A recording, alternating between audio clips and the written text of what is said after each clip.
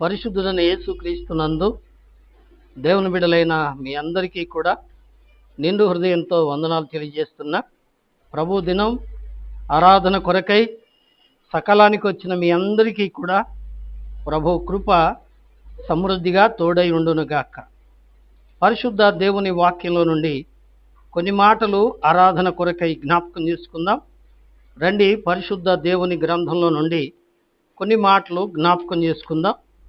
కీర్తనల పుస్తకం, కీర్తనల గ్రంథం 95వ కీర్తన, కీర్తనల గ్రంథం 95వ కీర్తన మొదటి నుంచి 7 వచనాలు ఉత్తర ప్రత్యుత్తర రీతిని చదువుకుందాం. కీర్తనల గ్రంథం 95వ కీర్తన మొదటి వచనం నుండి 7వ వచనం వరకు ఉత్తర ప్రత్యుత్తర రీతిని చదువుకుందాం. రండి, యెహోవాను గూర్చి ఉత్సాహధ్వని చేయుదము, మన రక్షణ దుర్గమును బట్టి సంతోషగానము చేయుదము. కృతజ్ఞతాస్తుతులతో ఆయన సన్నిధికి వచ్చిదము, కీర్తనలు పాడుచు ఆయన పేరిట సంతోషగానము చేయుదము. యెహోవా మహాదేవుడు, దేవతలందరికీ పైన మహాత్యము గల మహారాజు. వ్యోమయాగాధ స్థలములు ఆయన చేతిలో ఉన్నవి, పర్వత శిఖరములు ఆయనవి. సముద్రము ఆయనది, ఆయన దాన్ని కలుగజేసెను. ఆయన హస్తములు భూమిని నిర్మించెను. ఆయన మన దేవుడు, మనము ఆయన పాలించు ప్రజలము, ఆయన మేపు గొర్రెలము. అందరం కలిసి చదువుకుందాం. చివరి వచనం. రండి, నమస్కారము చేసి సాగిలపడదము, మనలను సృజించిన యెహోవా సన్నిధిని మోకరించుదము. నేడు మీరు ఆయన మాట అంగీకరించిన ఎడల ఎంత మేలు. దేవుడి లేఖన భాగమును మన కొరకై ఆశీర్వదించునుగాక. మోషే భక్తుడు దేవుని సన్నిధిలో వ్రాసిన కీర్తనలో ఇదొక భాగం. మోషే మంచి భక్తిపరుడు. మోషే అనగా నీళ్లలో నుంచి తీయబడినవాడు అని అర్థం. మోషే అనగా దేవుని జవాబు అని అర్థం. దేవుని బిడ్డలారా, ఫరో కుమార్తె నీళ్లలో నుంచి తీయబడిన మోషే అనే బాలుడికి మోషే అని పేరు పెట్టింది. దాని అర్థం ఏంటండి? నీళ్లలో నుంచి తీయబడినవాడు, లేదా జలములలో నుంచి తీయబడినవాడు అని అర్థం. అతడు దేవుని కొరకు ప్రత్యేకంగా పుట్టుకతో అభిషేకించబడినవాడు. అందుకనే నాకు ముందుగా నీ కొరకు ప్రవక్తను పంపుతున్నాను అని దేవుడు చెప్పిన మాట ఏమండి, మొదటిసారి రెండోసారి యోహాను కాలంలో నెరవేరింది. కాబట్టి దేవుని కొరకు ఒక ప్రవక్తగా, ఒక దైవజనుడుగా దేవుని ప్రజలను నడిపించిన వాడిగా ఉన్నాడు. అంతేకాదు, మోషే భూమి మీద ఉన్న సమస్త జనములలో ఎటువంటి వాడట? మిక్కిలి సాత్వికుడు. మిక్కిలి సాత్వికుడు. ఇంకో ప్రత్యేకమైన మాట, మోషేకున్న ప్రత్యేకమైన మాట ఏంటంటే, దేవుడు ఒక మనిషి మరొక మనిషితో ముఖాముఖిగా మాట్లాడినట్టు మోషేతో మాట్లాడాడు. దేవుడే అన్నాడు, నేను ముఖాముఖిగా మోషేతో నేను మాట్లాడుతున్నాను, అతడు నా సేవకుడు గనుక మీరు ఆయనకు భయపడరా అన్నాడు దేవుడు. ఎవరితో అన్నాడండి? అహరోను మిరియాముతో అన్నారు. ఎందుకంటే అహరోను మిరియాము ఎవరు చెప్పండి? అహరోను మోషేకు అక్క, ఏం రాంగ్ మాట చెప్తుంది. అహరోను పురుషుడు, అహరోను మోషేకు సోదరుడు, మిరియాము మోషేకు సోదరి. ఏమండి, ఒక తల్లి కడుపును పుట్టిన వారే, కానీ వీళ్ళకేం కలిగింది చెప్పండి? ఈర్ష్య కలిగింది. ఈర్ష్య కలిగి మోషేతో మాత్రమే దేవుడు మాట్లాడా, మాతో మాట్లాడలేదా అని ఆయన మీద ద్వేషం, అసూయ వెళ్ళగక్కారు. ఎందుకు అంటే, కూషు దేశస్తురాల్ని ఆయన పెళ్లి చేసుకున్నట్ట. అదొక చరిత్ర. ఏమండి మోషే భార్య ఎవరు చెప్పండి? కూషు దేశస్థురాలు. ఆమెను పెళ్లి చేసుకున్న ఆ వ్యక్తిని బట్టి ఆయన్ని చులకనగా మాట్లాడారు. అంటే దేవుని దాసుని ఏమండి సొంత అన్నైనా సొంత అక్కైనా ఏమండి చులకనగా చెప్పండి మాట్లాడరాదు. అందుకనే దేవుడు అన్నాడు, నేను అతనితో ముఖాముఖిగా మాట్లాడుతాను కనుక మీరు అతనికి భయపడరా అన్నాడు. కాబట్టి దేవునితో ముఖాముఖిగా మాట్లాడువాడు మోషే. మోషే దైవజనుడు, మోషే ప్రవక్త. మోషే రాసిన మాటలు చాలా అద్భుతమైనవి. అందుకని ఈ కీర్తనలో అందరినీ పిలుస్తున్నాడు. దేని కొరకు? రండి యెహోవాను గూర్చి ఉత్సాహధ్వని చేయుదము, మన రక్షణ దుర్గమును బట్టి సంతోషగానము చేయుదము, కృతజ్ఞతాస్తుతులతో ఆయన సన్నిధికి వచ్చేదము, కీర్తనలు పాడుచు ఆయన పేరిట సంతోషగానము చేయుదము అంటున్నాడు. అందరినీ దేవుని ఆరాధించడానికి, దేవుణ్ణి స్తుతించడానికి, దేవుని మహిమపరచడానికి అందరినీ ఆహ్వానిస్తున్నట్టు. అందుకని ఏమన్నాడండి? రండి. ఈ రండి అనే మాట ఈ కీర్తనలో 2 మార్లు అన్నాడు. 2 మార్లు. మొదటి వచనంలో ఏమన్నాడు? రండి యెహోవాను గూర్చి ఉత్సాహధ్వని చేయుదము అన్నాడు. 7వ వచనంలో ఏమన్నాడండి? రండి నమస్కారము చేసి సాగిలపడదాం. యెహోవా సన్నిధి ఉత్సాహధ్వని చేయాలి, కీర్తనలు పాడాలి, ఆయనకు కృతజ్ఞత చెల్లించాలి. అదే సమయంలో అది ఎలా చెల్లించాలి అంటే ఏమంటున్నాడు? నమస్కారము చేసి సాగిలపడాలి. ఏం చేయాలంట? నమస్కారము చేసి సాగిలపడాలంట. నిజమే ప్రియులారా, మనం దేవుని సన్నిధిలో, దేవుని ఆరాధనలో ఎలా ఉండకూడదు చెప్పండి? అవిధేయతగా ఉండకూడదు. ఆయన ఎదుట సాగిలపడాలి, ఆయన ఎదుట నమస్కారము చేయాలి. ఎందుకట? 3వ వచనం, యెహోవా మహాదేవుడు, దేవతలందరికీ పైన మహాత్మ్యము గల మహారాజు. మొదటి మాట, ఆయన ఎటువంటి వాడంట? మహాదేవుడు. ఏమండి? మోస్ట్ హై గాడ్, మహాదేవుడు, గొప్ప దేవుడు. ఇంకో మాట దేవుని బిడ్డలారా గమనించండి, ఇంకో మాట అంటున్నాడు. ఏమండి? కీర్తనల గ్రంథం 100వ అధ్యాయము 3వ వాక్యం. కీర్తనల గ్రంథం యెహోవాయే దేవుడు. ఏమండి? మొదటిది ఆయన మహాదేవుడు. 2వ మాట ఏమంటున్నాడండి? ఆయనే దేవుడు. He is only God. అర్థమైందండి? ఆయన ఒక్కడే దేవుడు, ఆయనే దేవుడు, ఆయన మహాదేవుడు, ఆయనే దేవుడు. ఏమండి? ఈ వచనం పూర్తి భాగం ఏంటంటే యెహోవాయే దేవుడని తెలుసుకొనుడి, ఆయనే మనలను పుట్టించెను, మనము ఆయన వారము, ఆయన ప్రజలము, ఆయన మేపో గొర్రెలము అని ఉంటుంది. కాబట్టి ఇక్కడ ఆయన యొక్క స్వరూపం చాలా వివరంగా కనబడుతుంది. ఏమండి? దేవుని స్వరూపం ఏమిటవి? ఆయన దేవుడు అని తెలుసుకోండి. Know the lord is God. ఆయన దేవుడని తెలుసుకోండి. ఎందుకనంటే ఆయనే మనలను పుట్టించను. అందుకే ఇక్కడ అంటాడు 95వ కీర్తన 7వ వాక్యం 2వ లైన్లో అంటాడు, మనలను సృజించిన యెహోవా. యెహోవా అనే మాట ఇంగ్లీష్లో గాడ్ అని ఉంటుంది. దేవుడు అనేది తెలుగు భావం కదండి. హీబ్రూలో యావే అంటారు, యెహోవా.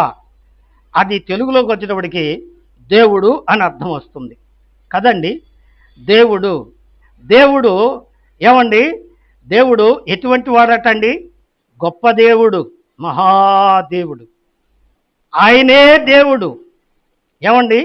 3వ మాట 6వ వాక్యం, 95వ కీర్తన 6వ వాక్యం, ఆయన మన దేవుడు. చెప్పండి, ఆ మహాదేవుడు, ఆయనే దేవుడు, ఆయన మన దేవుడు. ఎంత గొప్ప మాట అండి! ఆయన మన దేవుడు.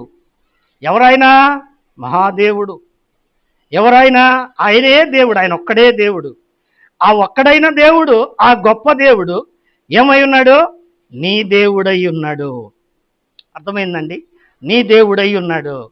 అందుకే సొలొమోను ప్రసంగి గ్రంథం 12వ అధ్యాయంలో అంటాడు, ఏమండి, దుర్దినాలు రాకముందే, మొదటి వచనం, 2వ వచనం, దుర్దినాలు రాకముందే, వీటి యందు నాకు సంతోషము లేదని నీవు చెప్పు సంవత్సరములు రాకముందే, సూర్యచంద్ర నక్షత్రాదులకు చీకటి కమ్మకముందే, వాన వెలిసిన తర్వాత మేఘాలు మరలా రాకముందే నీ సృష్టికర్తను స్మరణకు తెచ్చుకో. Remember your creator. అంటే నిన్నెవరు సృజించారో, నీకెవరు దేవుడై ఉన్నాడో ఆయన్ని ఏం చేయమన్నాడండి? జ్ఞాపకం తెచ్చుకో. ఎందుకని చెప్పండి? వారు ఆయన్ని మర్చిపోయారు. అర్థమైందండి? వారు ఆయన్ని మర్చిపోయారు. ఈ పూట దేవుని వాక్యం వింటున్న ప్రతి స్నేహితుడా, దేవుణ్ణి మర్చిపోయావా? దేవుని ఆరాధన మర్చిపోయావా? దేవుని సన్నిధిని మర్చిపోయావా? దేవుడితో నీవు మొక్కిన మొక్కుబడిని మర్చిపోయావా? దేవుణ్ణి, ఆయనను పరిశుద్ధంగా ఆరాధించటం మర్చిపోయావా? జాగ్రత్త. ఆయన మహాదేవుడు, ఆయన ఒక్కడే దేవుడు, ఆయన నీ దేవుడు. నీ దేవుడు ఎటువంటి వాడండి? నీ దేవుడైన యెహోవా ఎటువంటి వాడట? పరిశుద్ధుడు. మొదటి పేతురు రాసిన పత్రిక 1వ అధ్యాయం 14వ వచనంలో అంటాడు, ఏమండి, నీ దేవుడైన యెహోవా పరిశుద్ధుడు, హీఈస్ హోలీ. కాబట్టి నీవును ఎలా ఉండాలి? పరిశుద్ధంగా ఉండాలి కదండి? నిజమే. అందుకనే అంటాడు, ఆయన మహాదేవుడు, దేవతలందరికీ పైన మహత్యము గల మహారాజు, భూమ్యాగాధములను ఆయన చేతిలో ఉన్నవి, పర్వతములు ఆయనవే, సముద్రం ఆయనది, ఆయన దాన్ని కలుగజేశాడు, ఆయన హస్తాలు నిర్మించినాయి. అంతేకాదు, ఆయన మన దేవుడు, మనము ఆయన పాలించు ప్రజలం. ఏమండి, అక్కడ 100వ కీర్తనలో ఏమన్నాడు? ఆయనే మనలను పుట్టించెను. ఏమండి, పుట్టినోట్లో ఉంటుంది అక్కడ 100వ కీర్తనలో, మీ తర్వాత చదువుకోండి. ఆయనే మనలను పుట్టించును అనే దగ్గర ఒక సంఖ్య ఉంటుంది. కింద భాగంలో, ఆ పేజీ కింద భాగంలో అంటున్నాడు, ఏమండి, మనలను మనమే సృజించుకోలేదు. ఏమండి, ఊరా దేవుడు, దేవుడు ఎవరన్నాడు రా? దేవుడు లేడు, ఏం లేడు, మనిషే దేవుడు కదండి. ఏమండి, గొప్ప అమెరికా దేశంలో ఏమండి, God is zero, we are Gods అన్నారు కదండి. మనిషి జీవితం ఎంత వెర్రితనంలోకి వెళ్ళిపోతుందో. దేవుడు లేకపోతే మనిషి ఉన్నాడా? ఏమండి, దేవుడు లేకపోతే మనిషి ఉన్నాడా? సృజించిన సృష్టికర్త లేకపోతే సృష్టి ఉందా? కదండి. అందుకని మనుషులు ఏం చేస్తున్నారు? ఆ సృష్టికర్తను మరచిపోతున్నారు. అందుకని ఆయన ఒక్కసారి ఏం చేయాలి చెప్పండి? జ్ఞాపకానికి తెచ్చుకోవాలి. ఈ మాట సత్యం. అందుకనే ఇక్కడ అంటున్నాడు, ఆయన మన సృష్టికర్త, ఆయన మనలను పాలించు, మనము ఆయన పాలించు ప్రజలము. He is our ruler. అంటే ఆయన మన రాజు. ఏమండి, మనము ఆయన ప్రజలము.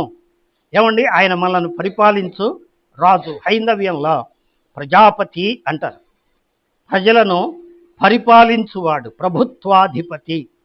ఏమండి, ఆయన పరిపాలించువాడు. అందులో ఇంకొక భాగం ఉంది, ఆయన మనలను పోషించువాడు. అందులో ఇంకో భాగం ఉంది, ఆయన మనలను సంరక్షించువాడు కదండి. సృష్టి స్థితి లయకారకుడు అంటారు కదండి. ఆయనే సృజించాడు, ఆయనే స్థిరపరిచి పోషించి ఆశీర్వదిస్తున్నాడు. లయకారకుడు కూడా ఎవరు చెప్పండి? ఆయనే. కానీ లయం చేయటం ఆయనకి ఇష్టమో లేదు. లయం చేయటం అంటే నాశనం చేయటం. ఆయన మనల్ని నాశనమో చేయడు. ఎవరైనా కానీ తను వేసుకున్న చెట్టుని చంపేస్తారా? చంపరు కదండి. తన కడుపున పుట్టిన బిడ్డని చంపుకుంటారా? కొని మర్చిపోతారా? యెషయా గ్రంథంలో మనం చదువుతాం, ఏమండి, స్త్రీ తన చంటి పిల్లను మరచునా, వారైనా మరచుదురేమో, కానీ నేను నిన్ను మరువను అంటున్నాడు. ప్రేమగల దేవుడు, పరిశుద్ధుడైన దేవుడు. అందుకే ప్రేమమూర్తి మన కోసం ఈ లోకానికి మానవావతారిగా వచ్చి అయోగ్యులమైన మనల్ని ఏమండి యోగ్యులుగా చేసి తన సన్నిధికి తీసుకురావడానికి ప్రేమతో పిలుస్తున్నాడు. అందుకే మోషే అంటున్నాడు, రండి, ఏం చేయాలి? నమస్కారము చేసి సాగిలపడుదము. నిజమే ప్రియులారా, మనం ఈ భాగాన్ని జ్ఞాపకం చేసుకోవడానికి పరిశుద్ధ గ్రంథంలో నుండి ఒక వ్యక్తిని మీ ముందుకు తీసుకొస్తా. రండి, సమూయేలు రెండవ గ్రంథం, సమూయేలు రెండవ గ్రంథం 9వ అధ్యాయము. సమూయేలు రెండవ గ్రంథం 9వ అధ్యాయము 6వ వాక్యాన్ని విందాం.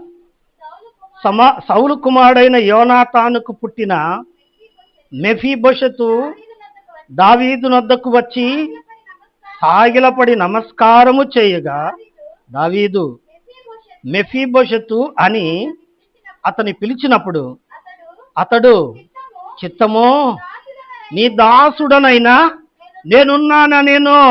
చాలండి. ఏమండి, ఈయన పేరేం పేరట? బాగా చెప్పాలి. ఏం పేరు? అడ్రస్ ఏంటి? పేరు చెప్తే చాలదు, ఏం చెప్పాలి చెప్పండి? అడ్రస్ కావాలి. అడ్రస్ అంటే ఏమండి నా పేరు వెంకట్రావు అంటే, ఏ వెంకట్రావు రా అంటారు. అంటే అర్థం ఏంటి? దానికి ముందు ఏముంటుంది చెప్పండి? ఇంటి పేరు ఉంటుంది కదండి, ఉండే నివాస అడ్రస్ కూడా ఉంటుంది. సో కాబట్టి ఈ మెఫీబోషెతు ఎవరు అంటే, ఏమండి, సౌలు కుమారుడైన యోనాతానుకు పుట్టిన మెఫీబోషెతు. సౌలు ఎవరో? దావీదుకు ముందుగా ఇశ్రాయేలు ప్రజలను ఏలిన రాజు. సౌలు అంటే ఏమండి, పెద్దవాడు, గొప్పవాడు అని అర్థం. ఏమండి, ఆ మాటకు తగ్గట్టుగానే ఈయనకి అతిశయం ఎక్కువ, ఈర్ష్య ద్వేషం కూడా ఎక్కువ. ఈ సౌలు తొందరపాటు మనిషి, గర్వం గలవాడు. అందుకనే దేవుడు ఏం చేశాడంటే, విసిగిపోయి సౌలును రాజుగా తీసివేసి దావీదును రాజుగా ఎన్నుకున్నాడు దేవుడు. ఎన్నుకొని ఇశ్రాయేలు ప్రజలకు దావీదును రాజుగా నియమించడానికి ప్రణాళిక ఏర్పాటు చేశాడు. ఈ సంగతి సౌలుకు తెలిసింది. సౌలు ఏం చేస్తున్నాడు చెప్పండి? బహు కోపంతో, ఏమండి, దావీదును తీసుకురండి, దావీదును పట్టుకొని చంపాలి. ఎందుకు? దేవుడు ఎన్నుకున్న దావీదును చంపితే ఏమండి, ఇక సౌలుకి ఏం లేదండి, ఎదురు లేదు. సౌలే రాజు, దావీదు తనకు అడ్డం వస్తాడేమోనని చంపడానికి. అనగా ఇప్పుడు అర్థం చెప్పండి, సౌలుకి దావీదుకు ఉండే రిలేషన్షిప్ ఏంటి చెప్పండి? సౌలు దావీదును చంపాలనుకున్నాడు. చంపాలనుకునేవాడు దావీదుకి ఏమవుతాడు చెప్పండి? శత్రువు అవుతాడు కదండి. చక్కగా చెప్పారు. కాబట్టి దావీదు కుమారుడైన యోనాతానుకు పుట్టిన మెఫీబోషెతు ఏమవుతారు చెప్పండి? శత్రువులేనా కదా? నిజమే, శత్రువులు. అంటే శత్రువు కుటుంబములో నుంచి వచ్చినవాడు. ఏమండి, ఇతనుకున్న అడ్రస్ శత్రువు కుటుంబంలో నుంచి వచ్చినవాడు. దేవుని బిడ్డారా గమనించండి, ఇతడు పుట్టుకతో ఏమండి సౌలు మనుమడు అనగా శత్రువు. రెండవది చదువుకుందాం, 3వ వచనం. సమూయేలు 2వ గ్రంథం 9వ అధ్యాయం 3వ వచనం. చాలండి, నేను చదువుతాను. ఏమండి, చివరి లైన్, సీబా యోనాతానుకు కుంటి కాళ్ళు గల కుమారుడొకడున్నాడని రాజుతో మనవి చేయగా. మొదటిగా ఇతడు శత్రువు కుమారుడు. రెండవదిగా ఎటువంటి వాడట? కుంటి కాళ్ళు. ఎప్పటి నుంచి కుంటి కాళ్ళు అంటే పుట్టినప్పటి నుంచి ఉంది. ఏమండి,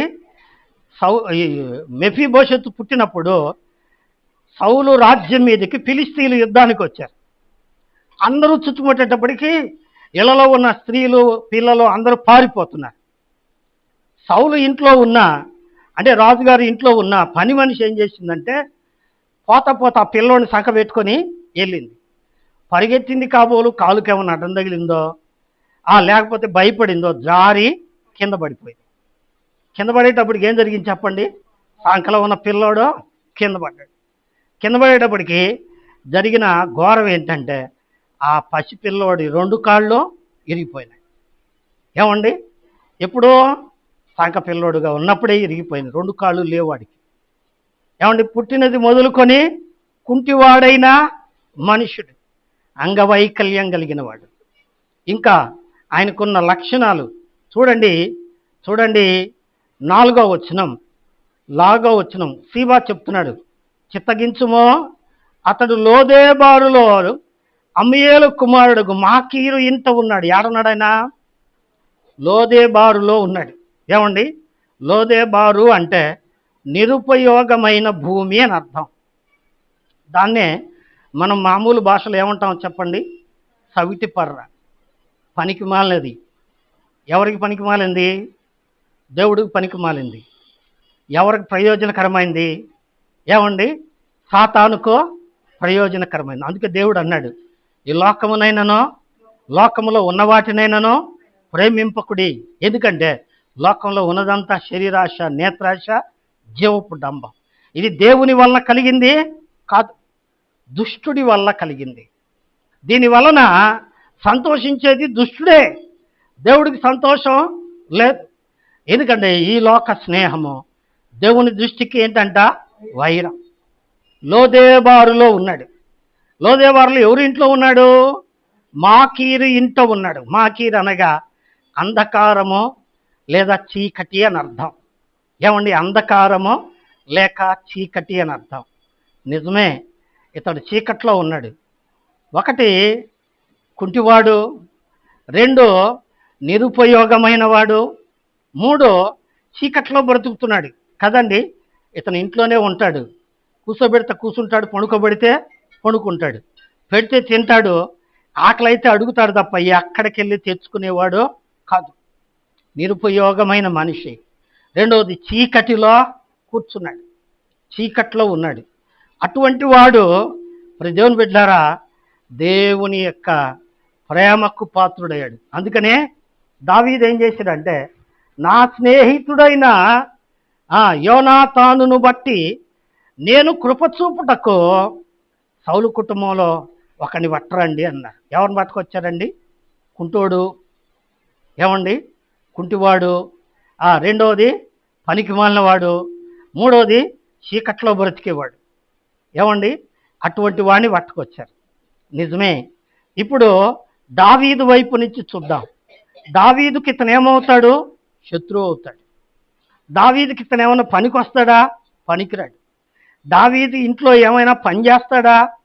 పోనీ సైన్యంలో యుద్ధం చేస్తాడా? ఆ విధంగా కూడా పనికిరాడు. కూర్చొని తినే రకం. ఏమండి, అటువంటి వాడి మీద ఏం కలిగిందంట? ఆయన కనికరం కలిగిందట. ఏమండి, కనికరం కలిగిందట. అందుకే రోమీలకు రాసిన పత్రిక 5వ అధ్యాయము 8వ వచనంలో లేదా 6 నుంచి చదువుకుంటూ వెళితే, చదవమ్మా. రోమీలకు రాసిన పత్రిక 5వ అధ్యాయము 6 నుంచి చదువుకుంటే, ఏమండి, ఎలయనగా మనము బలహీనమై ఉండగా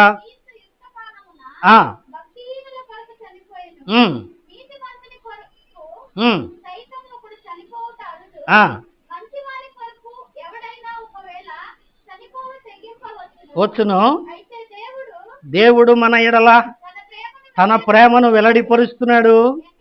ఎట్లనగా ఇంకను పాపులమై ఉండగానే. వినరా, ఇక్కడ 3 విషయాలు ఉన్నాయి. బలహీనులు చెప్పండి, భక్తిహీనులు, పాపులు. ఎవరు చెప్పండి? మనమే. మనం ఎవరని చెప్పండి? బలహీనులం. ఏమండి, బహు బలహీనులం. బలహీనత. ఏమండి, ఏమిటా బలహీనత అంటే ఫ్యాషన్గా మొదలుపెట్టి దానికే బానిసలై చివరికి రోగం తెచ్చుకొని చచ్చేవాళ్ళం కదండి. ఎంత బలహీనలో, స్వల్పమైన దానికి బలహీనుడు. ఇంత గొప్ప మనిషి, ఇంత మేధావి, ఇంత తెలివిగలిగినోడు కూడా, ఏమండి, అంత చదువుకున్నోడు, అంత ఉద్యోగం చేసేవాడు ఏంట్రా ఇట్ట అయిపోయాడంటే దానికి బానిస అయిపోయాడురా. వై? ఎందుకంటే అతడు బలహీనుడు. రెండవది భక్తిహీనులు. భక్తిగా ఉండలేం. ఏమండి, ప్రార్థనలో ఉండలేం, దేవుని మందిరంలో ఉండలేం, దేవుని సహవాసంలో ఉండలేం. ఎందుకనంటే తొందరగా కానీ అన్నా, టైం చాలట్లేదన్నా, ఇంతసేపు పెడితే అట్టన్నా. ఎందుకని చెప్పు, ఉండలేము. లోకంలో, లోక సహవాసంలో, లోక కబుర్లో అయితే, ఏమండి, తిమోతి పత్రికలో భక్తి పౌలు అంటాడు, ఏమండి, ముసలమ్మ ముచ్చట్లు, ముసలమ్మ ముచ్చట్లు, లోక కబుర్లు చెప్పండి. ఏమండి, అన్నం పొంగిపోయేది తెలియదు, పాలు ఇనికిపోయేది తెలియదు, మాడిపోయేది కూడా తెలీదు. ఏం చేస్తాం చెప్పండి? ఎంత సేపైనా ఓపికతో ఉంటాం. ఏమండి, అంతా చెడిపోతున్నా కానీ ఉంటాం. కానీ దేవుని సన్నిధిలో కొంత సమయం కూడా మనం ఉండలేం. ఎందుకంటే మనం బలహీనము, భక్తిహీనులము, మూడవది పాపులము. ఏమండి, పాపులమై ఉండగా క్రీస్తు మన కొరకు ఏం చేశాడట? ప్రాణమో పెట్టాడు. దావీదు ఏం చేశాడంటే, అతడు కుంటోడని తెలుసు, అతడు శత్రువని తెలుసు, అతడు పనికిమాలినోడని తెలుసు, అతడు ఎందుకు పనికిరాడో తినటం తప్ప ఇంకేం ప్రయోజనమో లేదు. అయినా ప్రేమించాడు. ఏమండి, ప్రేమించాడు. ఎవరిది ప్రేమ? ఇది దేవుని ప్రేమ. చదవండి రోమిలికి రాసిన పత్రిక 5:10. రోమిలికి రాసిన పత్రిక. ఏలయనగా శత్రువులమై ఉండగా ఆయన కుమారుని మరణము ద్వారా మనము దేవునితో సమాధాన పరచబడి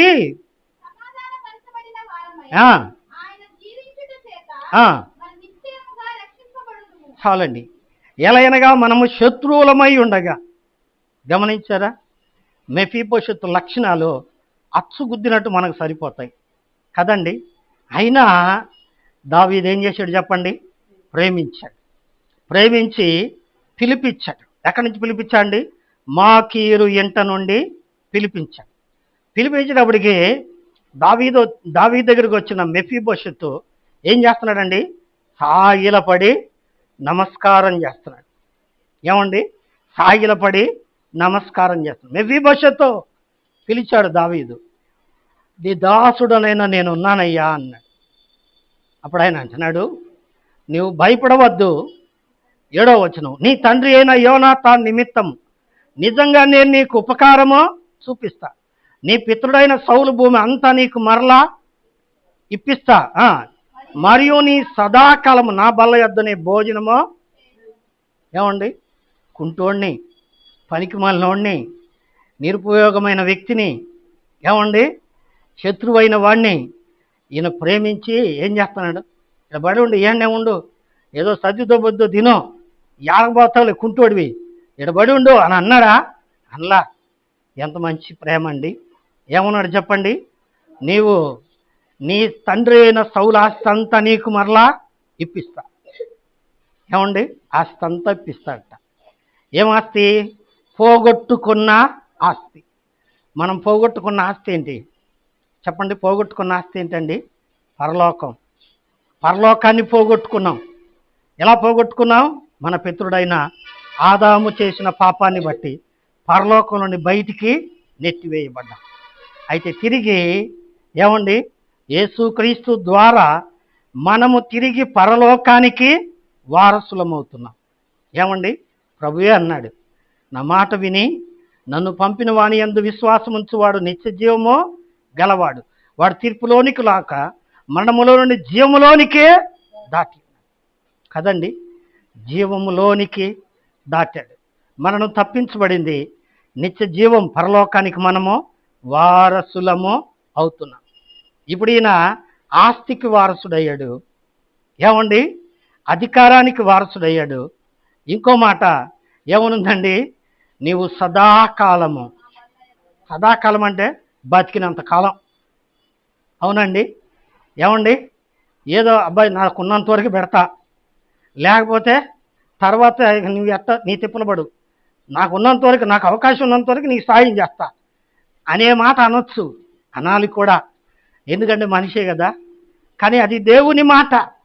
దేవుని మాట ఎట్లాంటిదండి? నీవు బ్రతుకు కాలం అంతయు నీవు ఏమన్నాడండి?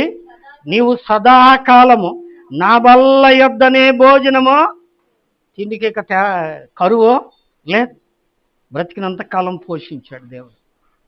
ఏమండి, ఎంత గొప్ప మాట. నిజమే. మనం కూడా లోకం నుండి విడిచిపెట్టి దేవుని పాదాల దగ్గరకు వచ్చి ఆయనకు సాగిలపడి నమస్కారం చేస్తే దేవుడు ఏం చేస్తాడండి? సదాకాలము ఏమండి ఆయన కౌగిట్లో భద్రపరుస్తాడు. ఏమండి, నీవు దేవుని యొద్దకు వచ్చితివి గనుక 91వ కీర్తన ఓ చక్కని మాట నేను జ్ఞాపకం చేస్తానండి. 91వ కీర్తన ఓ చక్కని మాట జ్ఞాపకం చేస్తాను. 9వ వచనం, యెహోవా నీవే నా ఆశ్రయము అని నీవు మహోన్నతుడైన దేవుని నీకు నివాస స్థలముగా చేసుకున్నావు. ఏమంటున్నాడండి? నీవు దేవుణ్ణి నీకు నివాస స్థలంగా చేసుకున్నావు. దేవుని సన్నిధిని నువ్వు కోరుకున్నావు. ఇక నీకు భయం లేదు. ఆయన రెక్కల కింద నీకు ఆశ్రయమో కలుగుతుంది. ఆయనే నీ పోషకుడు, ఆయనే సంరక్షకుడు. ఏమండి? కష్టంలో కన్నీళ్ళలో తండ్రి అని ఆయన పాదాల దగ్గరికి వెళ్తే చాలు. ఏం చేస్తారండి? ఆయన నీ ప్రార్థన విని నీకు సహాయమో చేసే దేవుడు. అందుకే అంటున్నాడు, ఏమండి? 8వ వచనం, అతడు నమస్కరించి చచ్చిన కుక్క వంటి వాడనైన నా ఎడల నీవు దయచూపుటకు నేను ఎంతటి వాడనయ్యా. ఏమన్నాండి? నీ దాసునైనా నేను ఎంత తోడిని, నాలో ఏ యోగ్యత లేదు, ఏ అర్హత లేదు. అయితే నీవు నన్ను ప్రేమించావు. నీవు నన్ను ప్రేమించి ఈ గొప్ప దీవెన నాకు ఇచ్చావు. అలాగైతే పేతురు రాసిన మొదటి పత్రిక 2వ అధ్యాయం 9వ వచనం ఏం చదువుతాం? మీరు చీకటిలో నుండి ఆశ్చర్యకరమైన తన వెలుగులోనికి మిమ్మల్ని పిలిచిన వాని గుణాతిశయం ప్రచురం చేయి నిమిత్తము ఏర్పరచబడిన వంశము, రాజులైన యాజక సమూహమును, దేవుని సొత్తైన ప్రజలై ఉన్నారు. ఏమంటే దేవుని సొత్తైన ప్రజలై ఉన్నావు. తర్వాత వచనం, మీరు మునుపు ప్రజలు దేవుని ప్రజలుగా ఉండక ఇప్పుడు దేవుని ప్రజ అయితిరి. చాలండి. ఏమండి? ఇప్పుడు దేవుని ప్రజలయ్యారు, దేవుని సొత్తు అయ్యారు. ఏమండి? పరలోక రాజ్యం.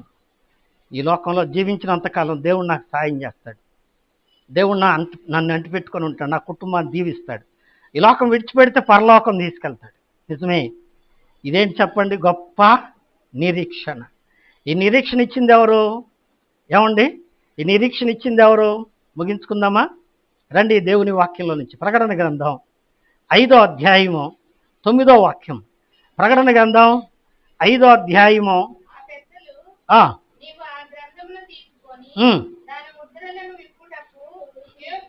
ఎందుకని? నీవు వధింపబడ్డావు, నీ రక్తం ఇచ్చావు.